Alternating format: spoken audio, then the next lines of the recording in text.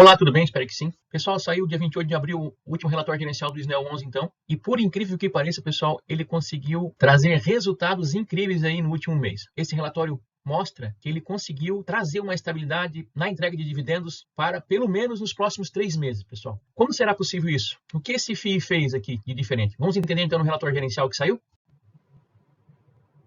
Ei, rapidinho aqui. Tá curtindo o conteúdo? Aqui é 100% gratuito, pessoal. Não vendemos nenhum curso, só peço em troca a inscrição e o like. Simples. Isso nos incentiva a continuar. Estudos aqui de investimentos, educação financeira. Então, assim, nos próximos 3 segundos, então, faça a sua inscrição aí e deixe seu like. Vamos combinar assim?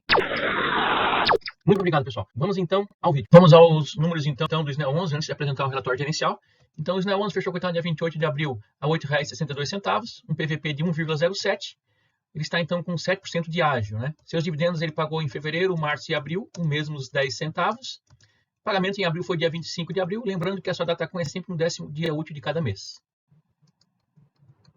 Aqui o gráfico da cotação, né? A gente vê que esse gráfico aqui, que ele vem se movimentando de forma lateral aqui, né? Sendo cotado aqui de R$ 8,60 até R$ 9,00. Isso ele fica lateralizando aqui, né? Nesses patamares aqui. Então ele é um fundo bastante previsível, né? Sem muita volatilidade. E a gente sabe que fundo imobiliário é isso, pessoal. Fundo imobiliário não foi feito para crescer patrimônio. Fundo imobiliário, ele tem que estar na sua carteira para prover renda passiva mensal. Todo mês vai entrar lá, até agora está entrando, né? Esses 10 centavos ali. Então, você tem que fazer as continhas e ver quanto é que dá esses 10 centavos nesses patamares que você está pagando. R$ 8,60, R$ 8,90, R$ 9,00. Vocês vão ver que é uma rentabilidade interessante. Por quê? Porque o fundo imobiliário é isento de imposto de renda, os seus dividendos. Tá? Isso é fantástico, tá? Então, isso é um fundo bastante resiliente, né? Uma volatilidade pequena. Por que eu digo isso? Tá vendo aqui, ó? Nós tínhamos aqui em setembro, aquele cotado a R$ 9,00, R$ 9,10 aqui. Né? E depois ele caiu a 8,50, 8,60 e fica aqui nesses patamares aqui. Se for comparar com os outros fundos imobiliários lá, qualquer um outro fundo imobiliário no mês de outubro, novembro, eles caíram muito forte por conta do aumento da taxa Selic, né? E esse aqui não, ele se mantém sempre lateral, mesmo ele estando aqui com PVP já acima de 1. Ou seja, aparentemente nós estamos pagando caro, né? Esse PVP de 1,06 quer dizer que nós estamos pagando 6% a mais do que ele vale. É como se fosse comprar uma nota de R$ 100 por R$ 106, ok? Então isso quer dizer o PVP. PVP igual a 1 é o preço justo, é exatamente aquilo que ele vale. PVP acima de 1 estão pagando caro, PVP abaixo de 1 estamos pagando com desconto. Tá? Então, esse aqui nós estamos pagando, a princípio, 6% acima. E mesmo assim, ele se mantém nesses patamares aqui de cotação. Né? Por isso que ele é um fundo que foi considerado o melhor fundo imobiliário em termos de rentabilidade do ano passado, 2024. Então, vamos ver como é que está a situação desse fundo aqui. Então, comparando aqui mais algumas informações aqui referente a ele. Aqui os dividendos entregues, então, a gente vê que ele é um reloginho, né? 10 centavos todos os meses. Mas a gente já sabe que, por conta da compra já dessas novas usinas solares que ele comprou agora, isso já vai ajudar bastante no caixa no próximo mês. Vamos ver quanto que isso vai representar também de aumento no caixa já nos próximos meses, né? Que pode manter esses 10 centavos aqui, o que é excelente, né? Talvez não consiga subir já, mas tende a manter o que é um excelente dividendo, né? Você receber 10 centavos em algo que está custando R$ 8,60 é muito bom, né? É um excelente dividendo aí, isento de imposto de renda, pessoal, né? Vamos entender como é que está isso mais na frente também. Temos aqui então o cálculo da rentabilidade. Como é que eu faço para calcular a rentabilidade então no fundo? Eu divido o dividendo pago pela cotação, então 10 centavos dividido por 8,62 e estaria dando hoje um dividendo mensal aqui de 1,16%, uma rentabilidade mensal de 1,16% ao mês. Pessoal, isso aqui ó, é isento de imposto de renda. Veja que maravilha. Fazendo a conversão dessas taxas então, nós teríamos que esse 1,16% ao mês equivale a 14,84% ao ano. Isso aqui, pessoal, é isento de imposto de renda, né? Como falamos ali, dividendos em fundos imobiliários não paga-se imposto de renda, é isento. Agora, se eu fazer uma comparação, por exemplo, numa renda fixa no CDB que rende 100% do CDI, que daria hoje 14,15%, menos 15% de imposto de renda se deixar aplicado por 2 anos, nós teríamos aqui 12,03% ao ano, o que daria 0,95% ao mês, esse CDB. Comparando os dois, então, o fundo imobiliário SNEL 11 ainda daria a mais com relação a esse CDB, 0,21% ao mês. Isso é muito bom, tá? Vamos fazer uma comparaçãozinha agora do investimento para a gente ter uma ideia do que isso representa com relação a uma simulação aí de um investimento. Vamos lá. Então, fazendo uma comparação de investimento, pessoal, por exemplo, aqui, de R$ 10.000 nesse fundo imobiliário ou nesse CDB, nós teríamos aqui que no final de 10 anos, esses R$ 10.000 se transformariam em R$ 39.900 nesse fundo imobiliário, contra R$ 31.099 nesse CDB. Em 20 anos, esses R$ 10.000 se transformariam em R$ 159.000 nesse fundo imobiliário, contra R$ 96.000 nesse CDB. Então, a gente vê aqui, né, que 0,21% de diferença de um investimento para o outro, no médio e longo prazo aqui, realmente, ele nos dá uma diferença significativa, né? Praticamente aqui, quase R$ 70.000 de diferença, né, a mais aqui nesse fundo imobiliário. Lembrando, pessoal, que essa análise que é feita aqui é uma fotografia atual nessas respectivas taxas aqui, né? Sabemos que o SNEL é uma renda variável, hoje paga isso, amanhã pode aumentar, pode diminuir. O CDB também, né? Por mais que seja uma renda fixa, mas ele também é atrelado às taxas Selic. A Selic está dessa forma hoje, né? 14,15%. Ela vai aumentar um pouco mais ainda, com certeza, até o final do ano. Pode ser que chegue até 15%, já falaram em 14,75%, talvez. Enfim, pode aumentar um pouquinho mais. Mas ela vai cair também, porque o mercado é cíclico, né? Hoje ele está em alta, amanhã ele vai cair e tal. Então, isso aqui é uma fotografia atual, né? Se mantivesse essas taxas por 10 e 20 anos, ok? Sabe-se que isso não vai acontecer na prática, mas só para gente ter uma ideia o quanto que dá de diferença, né? Essa diferença de taxa aqui entre um investimento e outro. Vamos calcular o Magic Number, então, desse fundo imobiliário. Pessoal, antes de mais nada, né? Não esqueça de se inscrever no nosso canal, pessoal. Estamos em busca de 1.000 inscritos, tá? Então é o seguinte, o Magic Number, então, nada mais é o quê? Que é a quantidade de cotas que eu tenho que ter de um fundo imobiliário para que no próximo mês, somente com os dividendos pagos, eu já consiga comprar mais uma cota, né? Aí eu faço aquela bola de neve crescer cada vez mais aí com o poder dos juros compostos. Então, como é que funciona, então, esse cálculo? Divide a cotação atual pelo último dividendo pago. 862 dividido por 0,1 daria 87 cotas. 87 cotas dá um investimento, então, de R$ 749,94. Então, esse é o número mágico, então, desse fundo imobiliário. Pessoal, vamos avançar, então, agora lá. Nós vamos ver aqui dois fatos relevantes que é importante e, na sequência, já o relatório gerencial, tá? Vamos entender o que aconteceu com esse fundo imobiliário aí, que certamente vai trazer muita alegria aí para os cotistas. Pessoal, vamos lá, então.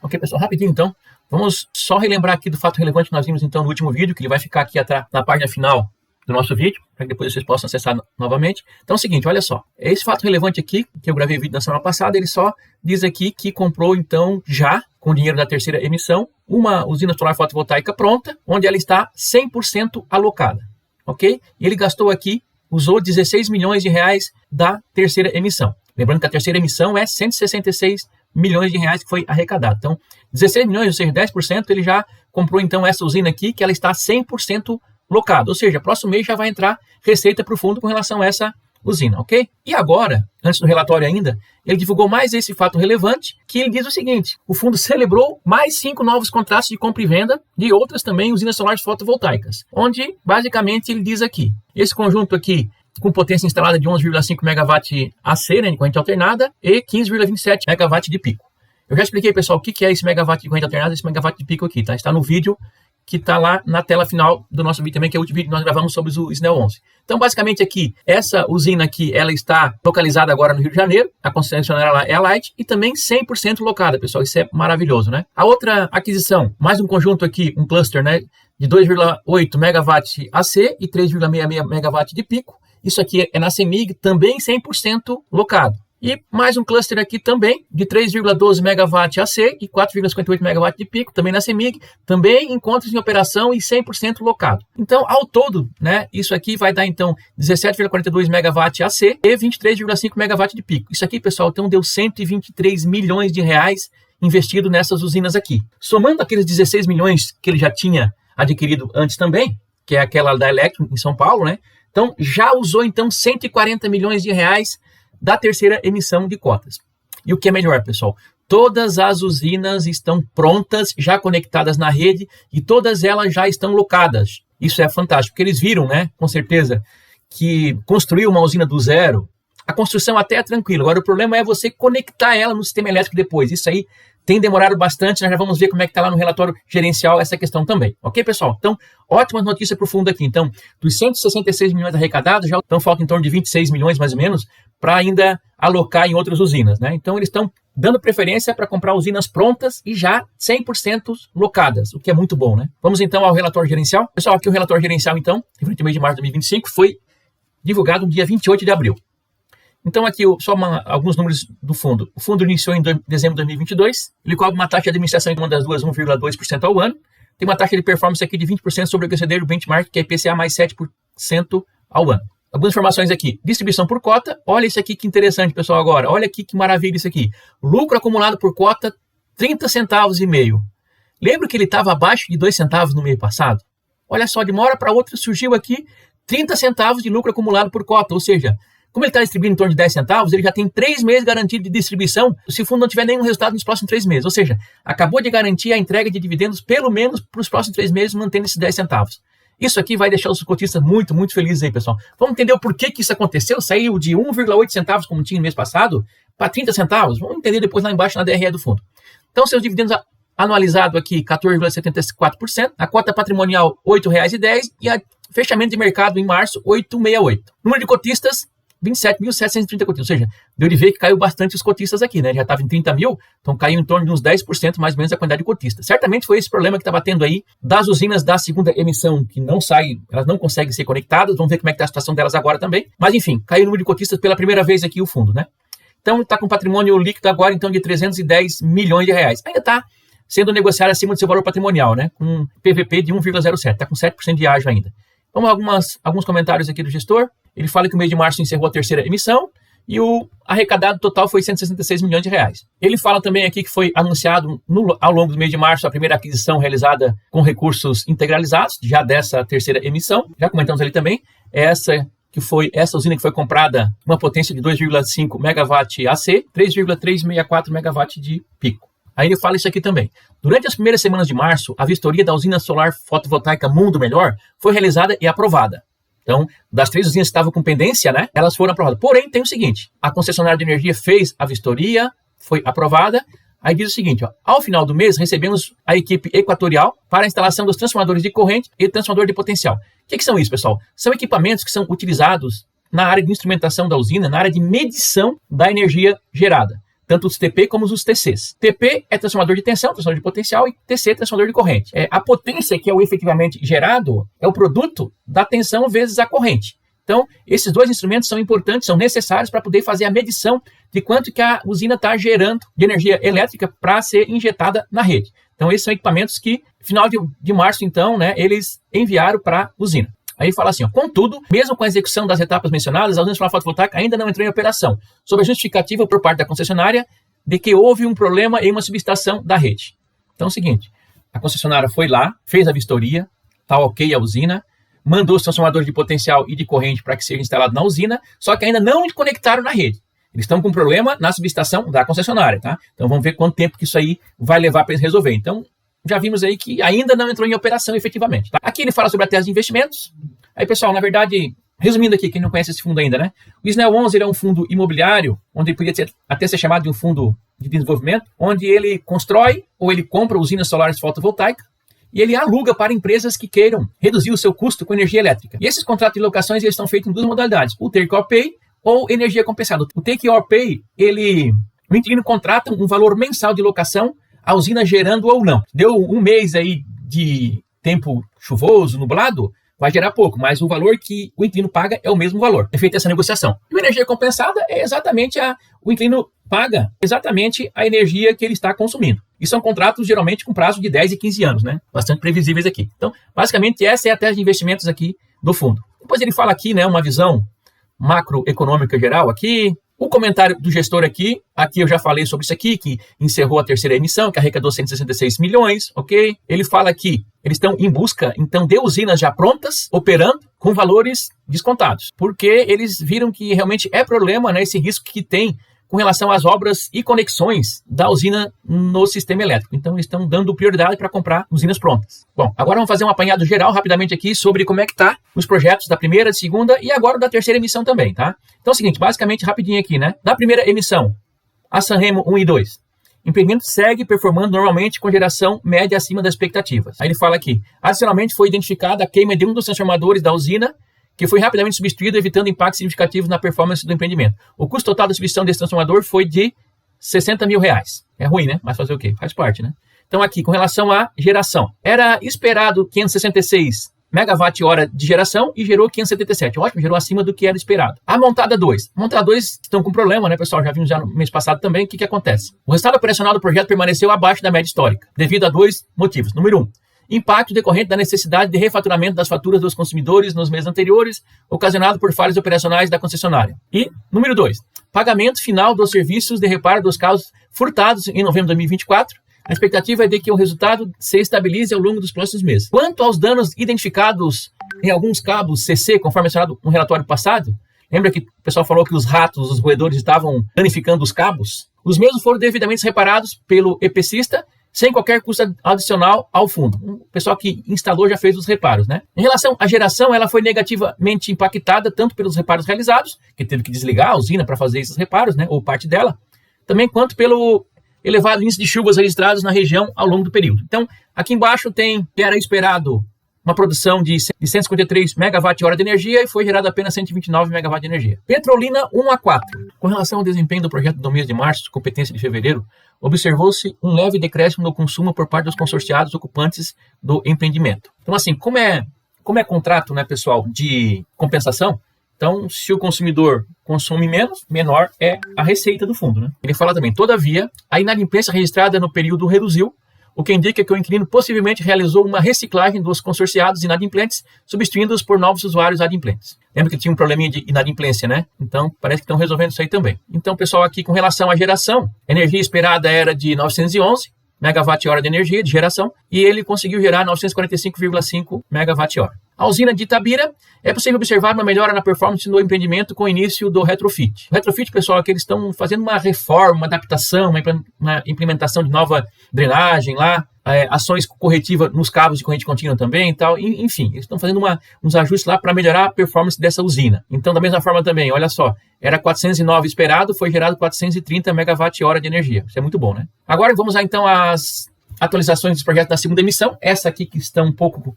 mais complicadas, né? Então, a usina Mundo Maior, ela continua, então, ainda aguardando a conexão da usina na rede. A concessionária já fez a vistoria, está tudo ok. Já enviaram os transformadores de potencial e transformador de corrente, né, os T6 e TPs também, para serem instalados. Só que eles estão com um probleminha ainda na subestação da própria Equatorial, que é a concessionária de energia. Estão resolvendo e deram um prazo aí entre 20 e 30 dias para resolver isso aí. Em relação à alocação do empreendimento, já iniciamos a troca de minutas contratuais com 2 potenciais inquilinos e seguimos aguardando o início da operação para dar prosseguimento à assinatura dos contratos à troca de titularidade. Então, está bem encaminhado, né, pessoal? Acho que agora esse aqui deve ser o primeiro a desenrolar, então, dessa segunda emissão. Agora, a São Bento Abade, que é mais uma da segunda emissão. Continua aguardando a conexão da rede e diz o seguinte, ó, a CEMIG não respondeu aos questionamentos encaminhados sobre o andamento da obra da rede. É brabo, né? É complicado.